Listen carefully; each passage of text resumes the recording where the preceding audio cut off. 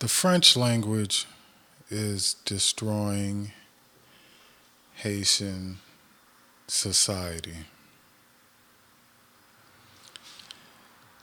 Good evening, everybody. This is Samuel Maxime. I want to talk about this, share some thoughts about this subject real quick.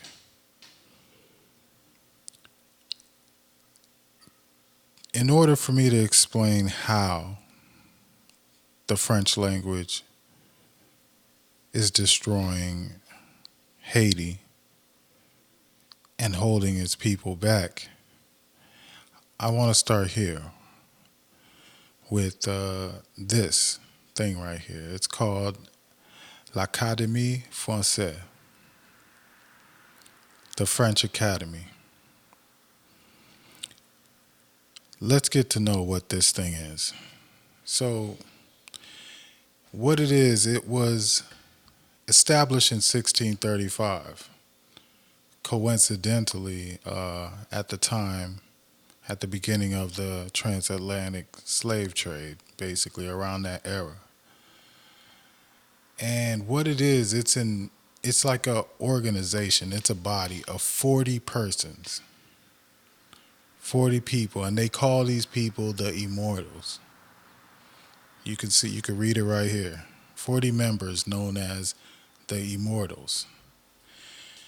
And what they do is they decide on what is French and what is not French. The Academy was suppressed in 1793 during the French Revolution. And again, a coincidence, it was restored in 1803 by Napoleon Bonaparte after, of course, he got beat by Haiti.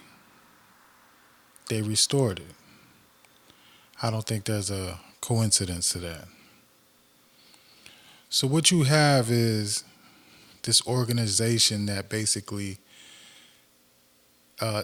devoted to eliminating the impurities of a language. It reads right here. And when you read what their role as an authority on the French language, it says it's France's official authority on the usages, vocabulary, and grammar of the French language. All right. So now that I have established that, and there's a lot of other controversial things about this organization. I mean, it's not the Illuminati, but it kind of appears the closest thing to the Illuminati. But here is where the problem lies. You have a group deciding on what the French language is. Now, for me, that makes the French language not a quote-unquote living language. When we talk about living languages, we talk about a language like Creole, Haitian Creole. That's a living language. We talk about a language like English. That is a living language. What makes a living language? I found the best definition to be this right here. Because, when you look for the definition of a living language, it'll tell you that it's a language that's being used. That's not the clearest definition. This has been my understanding, or what is the connotation behind a living language. Living language is crystal clear and is shaping our reality of life on planet Earth. This living language is changing when we as a collective humanity choose and decide that we need to change it so our collective experience on the planet changes. So when I say that Creole is a living language, that means with Creole, the people, the population can introduce new words, can introduce new grammars, new usages, and it's not and it becomes a part of the language. It's not something that's looked down upon. Like you can think of now so many new words that have been introduced to Creole over the years. And nothing's technical about it. It's just, hey, that's what we use, so that's what it becomes. And it goes the same for English. Bling bling, or bling, having bling. About a decade ago, they had to put it in the dictionary because it had become a part of the English language. Started by Lil Wayne. It means jewelry.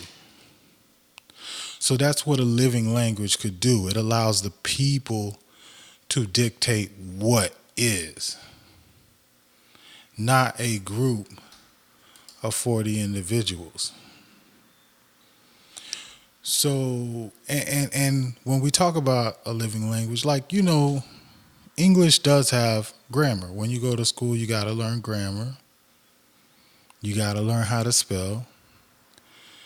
But still, those things can change. Like, I like to listen to a lot of old audio tapes, like Abraham Lincoln, Roosevelt with his fireside chats, Kennedy from the 50s, and a lot of old stuff. And you'll see, if you listen to those things, you'll notice that the way they spoke then, the way the English language was spoken back then is a lot different than the way we speak it now, today.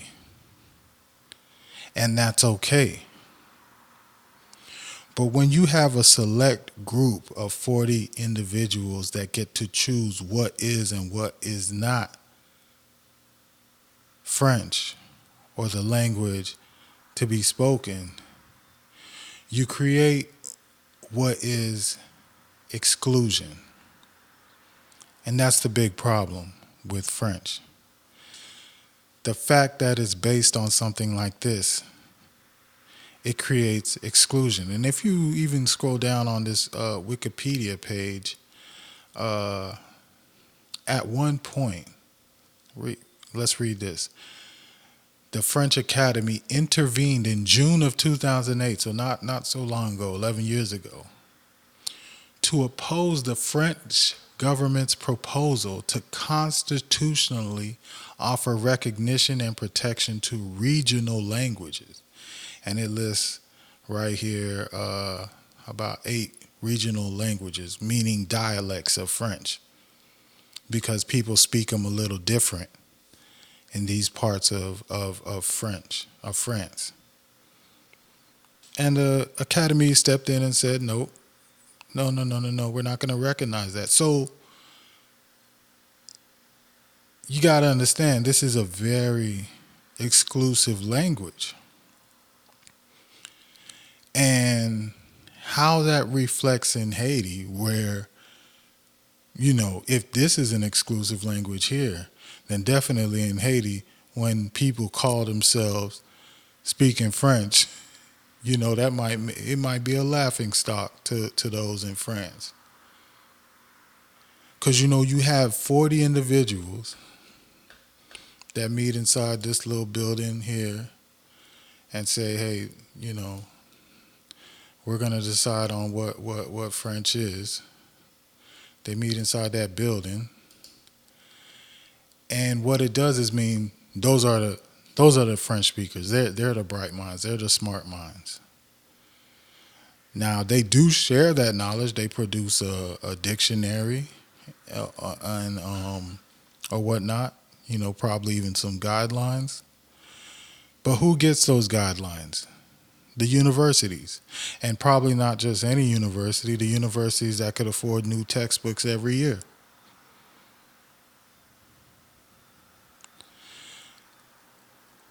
So now, if you don't have a university, if you don't go to the Harvard of France or something, you're not really going to get to be able to speak or to know what is French.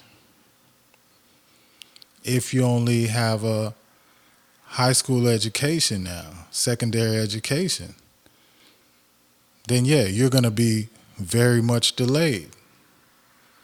and even more delayed as we go down of whether you went to school or not, and depending on where you live. So let alone in Haiti, where whether we get secondhand books or not, the information is going to be a while before it actually gets into the books that we give our kids. They're far behind from what quote unquote French is. And in Haiti, it's become a tool of exclusion.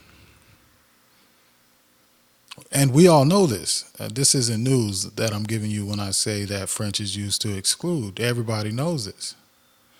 When you go to try to get a job, they're going to watch the type of French you speak.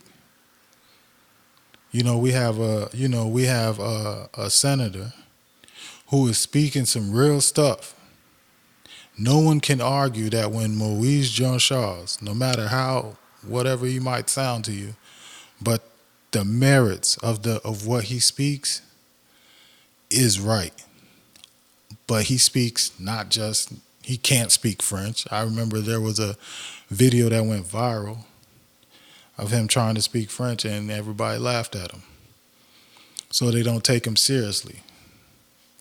Despite what he's doing and what he's saying is what the country needs. And this goes all around in Haiti. It's used as exclusion. I have a top 7, a countdown of how you know when a Haitian politician is lying or trying to get over on you. One of those is that they start speaking French. And I actually have a very good example of this. It was this brother, one of the deputies. He was talking, and when they were asking him questions about getting the prime minister in, because Jovenel Moise, he's trying to get this prime minister in. Oh, he was speaking that Creole. Oh man, I was following. I was like, yeah, there go that Creole. I get you. But then they asked him about the impeachment proceedings that are on the table. Oh, he started pulling out the French, and I know. And although I'm not fluent in French, I could read it. I'm not fluent in it, but I knew that wasn't even the best French. But he was trying to speak French. He was trying to use all the French stressors of pronunciation that he could. So French is used to exclude. Check out this map right here. This is a map of where French is official languages around the world. The majority of the people where French is at is black. Down here up in Africa. You got France here and you got Canada here, but nobody really lives up here. Like, Canada got a lot of land, but no one really lives up here. Okay, most of the people are here. But when you look at the members, the 40 members, I went down the list and looked at all of them. All of them are French, from France. All of them are just about white, except for this one brother right here, which is a Haitian. Donnie Lafayette, yeah, they entered him in 2013, I remember, when they did that. And he's going to be the image of this video. And it's no shot to him, props to him, he entered. They also have a Chinese man on it. Where he at? This guy right here, but he's French, but he is Chinese. So everybody's a white person, and they got one brother here, Danny. And to me, I felt like that was a move to try to add some, I don't mean the pun, but to add some color to the language, hopefully. Because French is a language that's dying. And that leads me to my next point. It's something that we need to move away from. And when I say we need to move away from, I don't mean we need to do away with it in Haiti. I do think a lot of people love the language. It's a beautiful language. I like hearing it. I love hearing Creole more, but it's a beautiful language. But it's it's an exclusive language, and we owe nothing to France. They took us out of Africa and brought us here and brutalized us. Yeah. We fought for our freedom, and they still hold a ransom from us. So we owe nothing to them, and French is serving us none. I think we ought to put it in the back seat like it's a like a novelty language, kind of like how Latin is. Every once in a while, I throw in some Latin words, quid pro quo. Uh, I could think of a few, but that's not the topic of this. But yeah, it could still be a fun language to throw out every once in a while. But I believe our country should have Creole be its official language. English ought to come second, and then French third. When we're publishing, the majority of Haitians speak and can read Creole. But you give them French, and it's going to be a problem for the vast majority.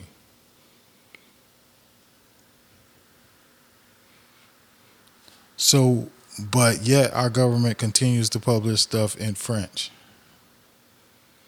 Only when they want you to know something, they'll give it to you in Creole. But moreover, they're going to give it to you in a French so that you don't know, keeping you in the dark. We owe the French nothing. We owe France nothing. They owe us, as a matter of fact. And we don't have a reason to hold on to this language the way we do, except that it's used to exclude, except that it's used to keep certain people down. English is the language of the future. Global business speaks English. English is the whether what if you're doing business in China, you can do business in China as long as you speak English if you don't speak Chinese. And that goes for Japan, that goes for anywhere in the world, even Russia. Businesses that you're going to want to do something with, you're going to want to be able to at least speak English because that's something that bridges business together. So that's what we ought to be teaching our kids this as soon as possible. Our next generation should be learning English. Indeed, and we do need to formulate our Creole more.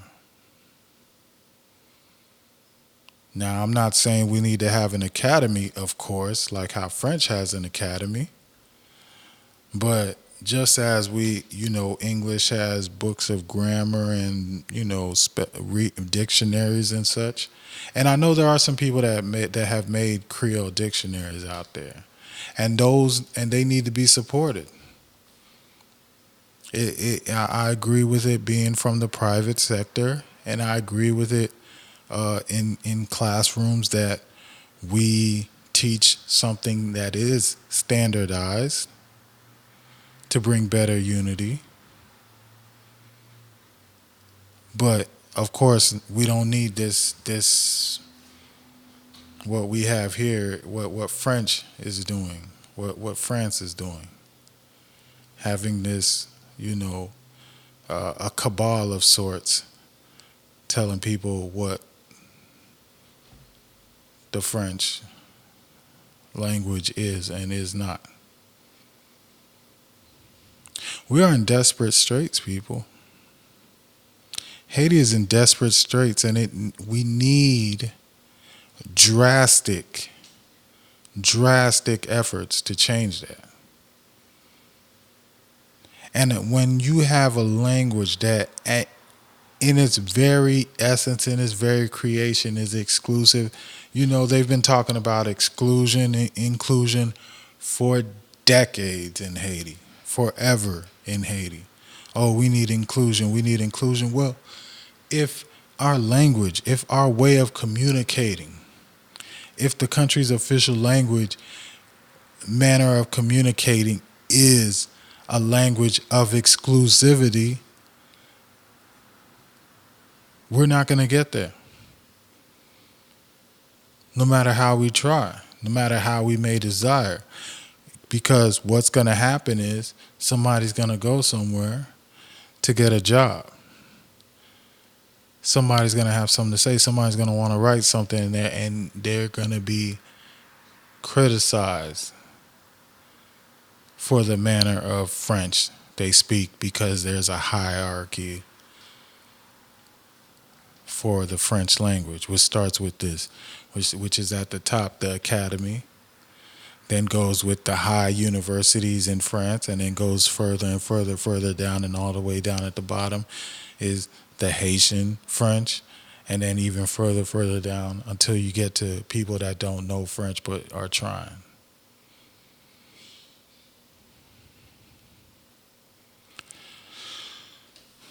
So I don't want to make this too long, and I can go on, but I just wanted to drop this quick video. It was requested of me because I say a lot of things in passing when speaking to people or when doing some of my other videos on current topics, and then I'll have somebody say, "Hey, can you expound on that a little bit more?" So I was requested to say a little bit more about this, and I just wanted to put this video together. So check out the Patreon page.